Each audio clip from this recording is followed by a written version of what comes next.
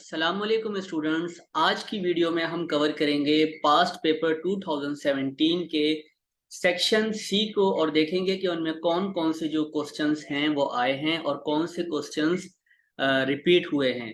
मैं हूं हैदर अली, आपका computer instructor V tuition channel की तरफ से।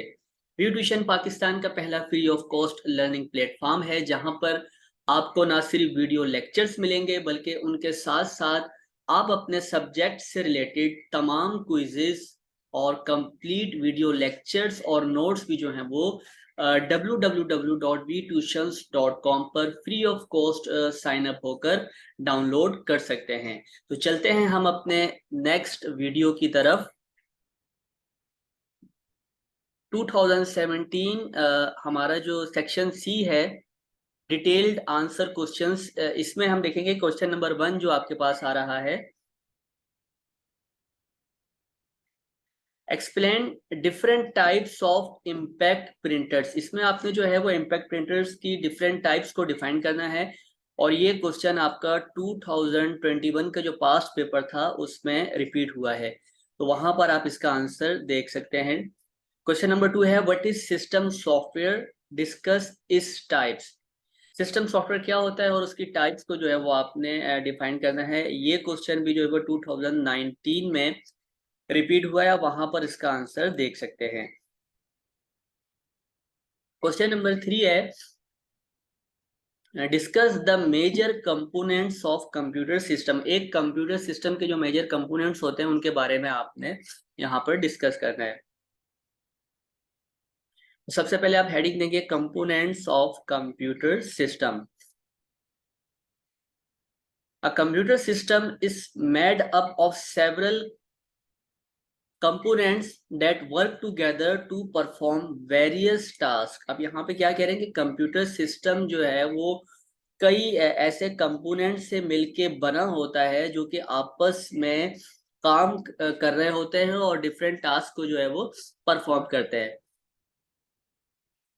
These components can be broadly classified into hardware and software। अब ये कंपोनेंट जो हैं वो हार्डवेयर में भी डिवाइड हो जाते हैं और सॉफ्टवेयर में भी डिवाइड हो जाते हैं।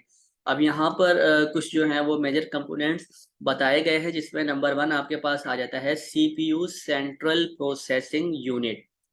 The CPU is the brain of a computer system. ठीक है, ये कंप्यूटर सिस्टम का जो है वो एक ब्रेन कहलाता है। It is responsible for executing instructions and controlling the other components of the system. अब यहाँ पे क्या कह रहे हैं कि ये रिस्पॉन्सिबल होता है, इसकी रिस्पॉन्सिबिलिटी में होता है कि जो भी इंस्ट्रक्शन है उसको एग्जीक्यूट करे, उसको रन करे और जितने भी आपके दूसरे कंपोनेंट्स हैं सिस्टम के उनको कंट्रोल करने का काम भी जो है वो सीपीयू, सेंट्रल प्रोसेसिंग यूनिट, देखता है। The CPU consists of two main parts. ये दो मेन पार्ट्स पर डिवाइड हो जाता है। नंबर 1 है कंट्रोल यूनिट और दूसरा है arithmetic logic unit. Question number इसी में सेकंड हेडिंग है memory. Memory refers to the storage space used by the computer to store data and instruction. Memory क्या होती है कि मेमोरी एक ऐसी स्टोरेज स्पेस होती है जो कि कंप्यूटर में यूज की जाती है डेटा या इंस्ट्रक्शंस को स्टोर करवाने के लिए। अब यहाँ पे हमारे पास 2 टाइप्स आ जाती हैं। नंबर 1 पर है प्राइमरी मेमोरी, रैम, ठीक है, और सेकेंडरी मेमोरी जिसमें आपके पास हार्ड डिस्क है, सॉलिड स्टेट ड्राइव है, यूएसबी है, डीवीडी है, सीडी है। ये तमाम जो हैं वो आपके सेकेंडरी मेमोरी में आ जाते हैं। देन उसके बाद आप हेडिंग देंगे इनपुट डिवाइसेस की। These are devices that are used to provide input to the computer system। ये वो डिवाइसेस होती हैं जो कि कंप्यूटर सिस्टम को यूजर की मदद से इनपुट देने के लिए कंप्यूटर में यूज की जाती हैं। जैसे कि अब यहाँ पे एग्जांपल दी है, कीबोर्ड है, माउस है, स्कैनर है, माइक्रोफोन है, जॉयस्टिक, ये तमाम आपकी जो है वो इनपुट डिवाइस में आती हैं। उसके बाद है output devices. These are devices that are used to display the output produced by the computer system। अब यहाँ पे क्या है, ये वो डिवाइसेस होती हैं जिनकी मदद से आप कंप्यूटर सिस्टम पर डिस्प्ले लेते हैं इंस्ट्रक्शन का या जो है वो आउटपुट देख रहे होते हैं। जैसे कि अब यहाँ पे मॉनिटर है, प्रिंटर है, स्पीकर्स हैं, ये तमाम जो हैं वो आपकी जिनसे आपको आउटपुट मिल रहा होता है वो आपकी आउटपुट डिवाइसेस कहलाती है। Motherboard, the motherboard is the main circuit board of the computer system. Computer system का जो मेन सर्किट बोर्ड है उसे मदरबोर्ड कहा जाता है। It connects all the components of the system. जितने भी सिस्टम्स आपके के जो कंपोनेंट्स होते हैं उनको वो तमाम जो हैं वो आपके इसी मदरबोर्ड से कनेक्ट होते हैं। And provides a communication pathway between them, और उनके दरमियान जो भी कम्युनिकेशन हो रही होती है उसका जो एक रास्ता होता है वो प्रोवाइड कर रहे होते हैं। उसके बाद है power supply. The power supply units, power supply PSU, power supply unit is responsible for providing power to the various components of the computer system। power supply क्या करती है कि जो इलेक्ट्रिसिटी होती है वो प्रोवाइड कर रही होती है जितने भी आपके कंप्यूटर सिस्टम्स होते हैं वहां तक पहुंचाने में जो मदद करती है करंट को, वो आपकी पावर सप्लाई करती है। उसके बाद है operating system. The operating system OS is the software that controls the overall operations of the computer system। आपके पूरे कंप्यूटर सिस्टम्स का जो ओवरऑल ऑपरेशंस होते हैं, जो भी वो वर्क परफॉर्म कर रहे होते हैं, उनको कंट्रोल करने का काम जो है वो ऑपरेटिंग सिस्टम प्रोवाइड करता है। देन उसके बाद है एप्लीकेशन सॉफ्टवेयर।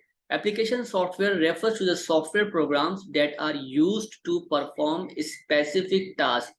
ये एक ऐसा एप्लीकेशन सॉफ्टवेयर है जो कि इस्तेमाल किया जाता है किसी भी खास स्पेसिफिक टास्क को परफॉर्म करने के लिए। जैसे कि वर्ड प्रोसेसिंग में आप जो हैं वो वर्ड के जितने काम होते हैं, डॉक्यूमेंटिंग के जितने काम होते हैं वो आप यहाँ पर कर रहे होते हैं। स्प्रेडशीट क्रिएशन, यहाँ पे आपके जितने भी कैलकुलेशंस के वर्क होते हैं वो आप स्प्रेडशीट में परफॉर्म कर रहे होते हैं। एंड डेटाबेस मैनेजमेंट सिस्टम, और जितने भी आप ओवरऑल सिस्टम में जो है वो रिकॉर्ड रख रहे होते हैं वो आपके डेटाबेस मैनेजमेंट सिस्टम से रिलेट कर रहे होते हैं। इसी तरह से ग्राफिक्स डिजाइनिंग सॉफ्टवेयर आ जाती है। तमाम जो है वो आपके एप्लीकेशन सॉफ्टवेयर कहलाते हैं जो कि कोई भी एक स्पेसिफिक टास्क जो है वो यूजर को परफॉर्म करवा रहे होते हैं। तो ये था हमारे पास question components of computer system. Question number 4 है discuss the modes of transmission with examples. अच्छा, ये क्वेश्चन जो है वो आपका रिपीट हुआ है जिसमें आपने asynchronous transmission and synchronous transmission को डिफाइन करना है डायग्राम्स बना के। तो ये क्वेश्चन भी आपका 2022 और 2019 के जो पास्ट पेपर हैं उनमें इंक्लूड है, तो वहां पर इनके आंसर्स देख सकते हैं। क्वेश्चन नंबर 5 है differentiate between asynchronous and synchronous transmission methods. ये क्वेश्चन भी आपका 2022 में रिपीट हुआ है, आप वहां पर इनके आंसर्स को देख सकते हैं। क्वेश्चन नंबर 6 है describe the instruction fetch cycle. सबसे पहले आप हेडिंग देंगे इंस्ट्रक्शन फैच साइकिल। ये भी रिपीट हो चुका है लेकिन इसमें कुछ चीजें जो है वो चेंज हैं, उसको हम थोड़ा डिटेल में देखते हैं। यहाँ पर instruction fetch cycle is the first step of the instruction cycle in the central processing unit। यानी कि आपके CPU में ये सबसे पहला स्टेप होता है जहां पे आप क्या कर रहे होते हैं, इंस्ट्रक्शन साइकिल, यानी कि उस साइकिल जो आपकी इंस्ट्रक्शंस होती है उसको फैचिंग करने का काम कर रहे होते हैं। फैच का मतलब होता है लाना किसी चीज को या कॉल करना। तो during this cycle the CPU retrieves an instruction from memory. अब इस दौरान क्या होता है, इस साइकिल के दौरान क्या होता है कि CPU जो होता है वो इंस्ट्रक्शन को रिट्रीव करवा रहा होता है, रिकॉल करवा रहा होता है। कहाँ से? मेमोरी में से। And loads it into a resistor, और उसको फिर यानी कि CPU क्या करता है, उस मेमोरी में से इंस्ट्रक्शन को रिट्रीव करवाता है और फिर उसको लोड करवा देता है रजिस्टर के अंदर। अब वो रजिस्टर कौन सा होता है? इंस्ट्रक्शन रजिस्टर, उसको आप कहते हैं IR, so that it can be executed, ताकि जो है वो एग्जीक्यूट हो सके। अब यहाँ पे कुछ स्टेप्स बताए हैं जो कि इंस्ट्रक्शन फैच साइकिल से रिलेट करते हैं। नंबर 1 पर है fetch the address of the instruction. The CPU needs to know the address of the instruction. CPU को जो है वो जरूरत होती है कि वो जाने कि इंस्ट्रक्शन का एड्रेस जो है वो कौन सा है। It is suppose to fetch, जिसको वो फैच करना चाहता है। This is typically stored in the program counter register. ये अक्सर जो है वो आपके प्रोग्राम काउंटर जो रजिस्टर होते हैं वहां पर स्टोर हुए मिलते हैं। Retrieves the instructions the CPU send the address of the instruction. अब यहाँ पे क्या है कि CPU जो है वो सेंड करता है एड्रेस कहाँ का, उस इंस्ट्रक्शन का टू द मेमोरी यूनिट को, and retrieve the instruction from memory, और फिर क्या करता है कि उस मेमोरी में जो इंस्ट्रक्शन होती है उसको रिट्रीव करवाता है। देन उसके बाद क्या, load the instruction into the instruction register. The CPU loads the instruction from memory. अब यहाँ पे क्या है, CPU जो है वो उस इंस्ट्रक्शन को लोड करवाएगा मेमोरी में से इनटू द इंस्ट्रक्शन रजिस्टर, जो कि IR इंस्ट्रक्शन रजिस्टर में मौजूद होती है, which is a special register, जो कि एक खास रजिस्टर होता है जिसको डिजाइन किया जाता है इंस्ट्रक्शन को आर्जी तौर पर, टेम्पोरेरीली तौर पर जो है वो होल्ड करने के लिए। Increment the program counter. The program counter is incremented by the size of the instruction. अब प्रोग्राम काउंटर जो है उन पर इंक्रीमेंट लगता है, वो बढ़ते रहते हैं जब जो है वो इंस्ट्रक्शन का साइज इंक्रीमेंट हो रहा होता है, so that it points to the next instruction in memory. क्यों होता है ऐसा, क्योंकि इसलिए होता है क्योंकि जो नेक्स्ट इंस्ट्रक्शन आ रही होती है मेमोरी में उसको पॉइंट आउट जो है वो किया जा सके। Once the instruction is loaded into the instruction register, अब यहाँ पे क्या कह रहे हैं कि एक बार जब इंस्ट्रक्शन लोड हो जाती है इंस्ट्रक्शन रजिस्टर के अंदर, it is ready to be decode and executed during the subsequent cycle of the instruction cycle. अब यहाँ पे क्या कह रहे हैं कि देखें, एक बार जब वो इंस्ट्रक्शन रजिस्टर में लोड हो जाती है तो वो रेडी हो जाती है डिकोड होने के लिए और एग्जीक्यूट होने के लिए उस इंस्ट्रक्शन साइकिल में। The instruction fetch cycle is a critical part of the CPU's operation, as it is responsible for fetching instruction from the memory and making them available to be executed। अब यहाँ पे क्या होता है कि fetching instruction जो है वो एक क्रिटिकल पार्ट कहला सकता है CPU की ऑपरेशन का। क्यों, क्योंकि ये रिस्पॉन्सिबल होता है तमाम जितनी भी इंस्ट्रक्शंस हैं उसको फैच करने के लिए, कहाँ से, मेमोरी में जो कि स्टोर हुई भी होती हैं, और फिर उनको जो है वो अवेलेबल बनाता है एग्जीक्यूट करवाने के लिए। The speed and efficiency of the instruction fetch cycle can have a significant impact on overall performance of the CPU and system as a whole. अब यहाँ पे क्या कह रहे हैं कि जो आपकी स्पीड होती है या एफिशिएंसी होती है उस इंस्ट्रक्शन फैच साइकिल की, वो तमाम जो है वो इम्पैक्ट कर रही होती है आपके CPU की परफॉर्मेंस पर, और जो आपका कंप्लीट सिस्टम होता है उसकी परफॉर्मेंस को भी जो है वो इम्पैक्ट कर रही होती है। क्वेश्चन नंबर 7 है, what is the use of buses in computer system, discuss the function of any two buses. ये क्वेश्चन जो है वो आपने इसमें डिफाइन करना है बस क्या होता है बसेस कंप्यूटर सिस्टम में, और कोई सी भी दो बसेस के आपने फंक्शंस को डिस्कस करना है। ये क्वेश्चन 2019 के पास पेपर में रिपीट हुआ है, आप वहां पर इनका आंसर देख सकते हैं। क्वेश्चन नंबर 8 है, what is a computer crime, how is the computer being used as tool of crime. Computer crime क्या होता है और कंप्यूटर की मदद से जो है वो क्राइम किस तरह से किए जाते हैं। Computer crime, computer crime also known as cyber crime, computer crime को आप साइबर क्राइम का नाम भी देते हैं, refers to any criminal activity that involves a computer or network, यानी ऐसी क्रिमिनल एक्टिविटी जिनमें आप कंप्यूटर का या नेटवर्क का यूज करके जितने भी हैकर्स होते हैं वो क्या कर रहे होते हैं, इन कंप्यूटर्स का या नेटवर्क का यूज करके क्रिमिनल एक्टिविटीज को परफॉर्म कर रहे होते हैं, वो तमाम जो हैं वो कंप्यूटर क्राइम में आ जाते हैं। This includes illegal activities. अब इसमें क्या होता है, बहुत सारी इलीगल एक्टिविटीज आपको देखने को मिलती हैं, जैसे कि हैकिंग है, फिशिंग है, आइडेंटिटी थेफ्ट है, साइबर बुलिंग के नाम से है, मेलवेयर अटैक्स हैं, एंड इंटेलेक्चुअल प्रॉपर्टी थेफ्ट। ये तमाम जो है वो आपके कंप्यूटर क्राइम्स में आते हैं। अब यहाँ पे computers can be used as tools of crime in many way, बहुत सारे तरीकों से किया जा सकता है कंप्यूटर की मदद से क्राइम। अब उसमें से कुछ जो है वो यहाँ पर बताए गए हैं, जैसे कि हैकिंग होती है। इसमें क्या होता है, unauthorised access to computer system और networks with the intention of stealing data or disrupting the system functionality. अब यहाँ पे क्या कह रहे हैं कि किसी के सिस्टम को बगैर उनकी इजाजत की जो है वो एक्सेस करना, अनऑथराइज्ड एक्सेस करना, उनके नेटवर्क को एक्सेस करना इस इरादे के साथ ताकि उनका जो डेटा है वो चुरा लिया जाए या उनके सिस्टम्स की जो फंक्शनैलिटी है उसको डिसरप्ट कर दिया जाए। इस मकसद को जो परफॉर्म कर रहे होते हैं वो हैकर्स कहलाते हैं और इस प्रोसेस को जो है वो हैकिंग कहा जाता है। नंबर 2 पर है फिशिंग। अच्छा, अब ये क्या है? Deceiving individual into revealing personal information such as login credential or credit card information by sending fraudulent emails or messages that appear to be perform a legitimate source। अब यहाँ पे क्या कह रहे हैं कि कोई ऐसी सोर्स है जो कि लीगल सोर्स हो, वहां पर जाके जो है वो कोई भी इंडिविजुअल पर्सन किसी की पर्सनल इंफॉर्मेशंस को चुरा ले।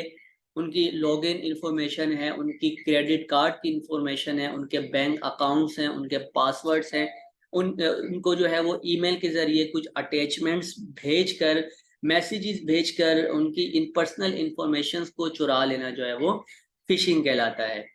देन उसके बाद है identity theft, stealing personal information from a computer system और network to impersonate someone's else for financial gain. अब यहाँ पे क्या है? किसी की पर्सनल इंफॉर्मेशंस को चुरा लेना कंप्यूटर की मदद से या नेटवर्क की मदद से, उनको ब्लैकमेल करने के लिए, उनसे फाइनेंशियली जो है वो फाइनेंशियली उनको जो है वो नुकसान पहुंचाने के लिए, ये आपका आइडेंटिटी थेफ्ट में आता है।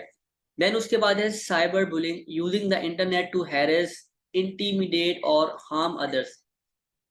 अब यह क्या है कि इंटरनेट की मदद से किसी को हैरेस करना, इंटीमेट करना यानी किसी को डरा देना, किसी को खौफजदा करना या किसी को इंटरनेट की मदद से नुकसान पहुंचाना, ब्लैकमेल करना, ये तमाम जो है वो आपका जो ये प्रोसेस हो रहे होते हैं ब्लैकमेल का, हैरेसमेंट का, इंटीमेट का या फिर जो है वो किसी को नुकसान पहुंचाने का, वो आपका साइबर बुलिंग में आता है। उसके बाद है malware attacks, delivering malicious software to a victim's computer to damage or control the system, steal data or conduct other illegal activities।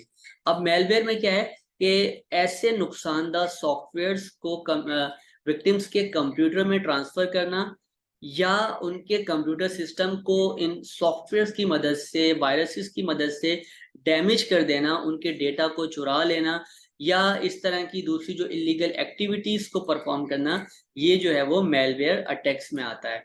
Intellectual property theft, stealing proprietary information such as trade secrets और copyright materials using a computer network. अच्छा, इसमें क्या होता है कि computer network, computer की मदद से, नेटवर्क की मदद से किसी की जो है वो कॉपीराइटेड मटेरियल या उनके जो ट्रेड सीक्रेट्स होते हैं उनको चुरा लेना, ठीक है, और उनकी प्रॉपर्टीज पे जो है वो कब्जा कर लेना, ये भी जो है वो इंटरनेट और कंप्यूटर्स की मदद से परफॉर्म किया जाता है। तो ये जो है वो आपका इंटेलेक्चुअल प्रॉपर्टी थेफ्ट में आता है। क्वेश्चन नंबर 9 है discuss the characteristics of a computer, computer system की खुसूसियात को की वजाहत करें। तो सबसे पहले आप यहाँ पे हेडिंग देंगे characteristics of computer. The following are some of the key characteristics of a computer system। अब अगर नंबर 1 पे बात करते हैं स्पीड के लिहाज से, computers are capable of processing vast amounts of data at high speeds, making them ideal for task that require rapid data processing. अब यहाँ पे क्या कह रहे हैं, कंप्यूटर जो है वो कि कंप्यूटर की मदद से आप लार्ज अमाउंट ऑफ डेटा को बहुत ही ज़्यादा हाई स्पीड में परफॉर्म करवा सकते हैं और इसमें जो है वो जितना भी डेटा होता है उसको ये कह सकते हैं कि बहुत ही तेज़ी के साथ परफॉर्म किया जाता है। नंबर 2 है accuracy, computers can perform calculations with a high degree of accuracy and precision, making them useful for applications where error must be minimized। अब यहाँ पे क्या कह रहे हैं कि इनकी एक्यूरेसी की बात की जाती है तो उसमें इसमें जो इसकी कंप्यूटर की हाई डिग्री ऑफ एक्यूरेसी देखी जाती है। मतलब क्या है कि इसमें आप जब कोई कैलकुलेशंस का वर्क परफॉर्म कर रहे होते हैं या इस तरह के और डिफरेंट टास्क परफॉर्म कर रहे होते हैं, तो वहां पर आपको एरर्स जो हैं वो देखने को नहीं मिलते। देन उसके बाद है storage. Computers are capable of storing vast amount of data in digital form. Computer जो है वो बहुत ज़्यादा डेटा को स्टोर करने के काबिल भी होता है, ताकि जो है उसमें आप डेटा को डिजिटल फॉर्म में सेव करवा सकें। Allowing for quick and easy access to information. इसमें आप जो है वो आराम से डेटा को क्विकली स्टोर भी करवा सकते हैं और उस इंफॉर्मेशन को एक्सेस भी कर सकते हैं। रिलायबिलिटी, अब यहाँ पे क्या है, computers are generally reliable when properly maintained and can operate continuously for long periods of time without human intervention। अब यहाँ पे क्या कह रहे हैं कि कंप्यूटर से आप जो है वो बहुत ज़्यादा काम भी ले सकते हैं, लंबे अरसे तक ले सकते हैं, लॉन्ग पीरियड ऑफ टाइम तक जो है वो ले सकते हैं, बगैर किसी ह्यूमन के जो है वो इंटरवेंशन होने के, उनकी मदाखलत के बगैर भी जो है कंप्यूटर से आप बहुत ज़्यादा देर तक जो है वो काम करवा सकते हैं। तो ये भी उसकी एक खुसूसियात में आता है। Consistency, computers are consistent in their performance, producing the same output for the same input every time, making them ideal for tasks that require repetitive processing। अब यहाँ पे क्या कह रहे हैं, अब देखें यहाँ पे है रेपिटेटिव प्रोसेसिंग का मतलब क्या है, यानी एक ही टास्क को बार बार आपने परफॉर्म करवाना है, तो वो सेम आउटपुट सेम इनपुट आपको दे रहा होगा एक ही टाइम ड्यूरेशन के अंदर। तो वो जो आपको यानी एक कंसिस्टेंसी देखने को मिल रही है उसकी परफॉर्मेंस में, उसमें कोई चेंज आपको नजर नहीं आता। Connectivity, computers can be connected to other devices and networks. Computers की मदद से आप जो दूसरी डिवाइसेस होती हैं, नेटवर्क्स होते हैं, उनको कनेक्ट भी करवा सकते हैं। Allowing for communication and data sharing between system, यहाँ तक के डेटा को शेयर करवाने के लिए सिस्टम, डिफरेंट सिस्टम्स में से उनमें कम्युनिकेशंस करवाने के लिए भी कंप्यूटर्स का ही जो है वो यूज किया जाता है। तो ये था हमारा question number 9, discuss the characteristics of computer, जिसमें हमने कंप्यूटर्स की खुसूसियात को जो है वो डिफाइन किया। तो इसमें आप टोटल 6 कैरेक्टरिस्टिक्स हैं, इनको जो है वो डिफाइन कर दिएगा। तो ये था हमारा आज का लेक्चर, जिसमें हमने सेक्शन सी 2017 के पास्ट पेपर को डिस्कस किया। मिलते हैं इंशाल्लाह नेक्स्ट वीडियो में, तब तक अपना बहुत सारा ख्याल रखिएगा। अल्लाह हाफिज।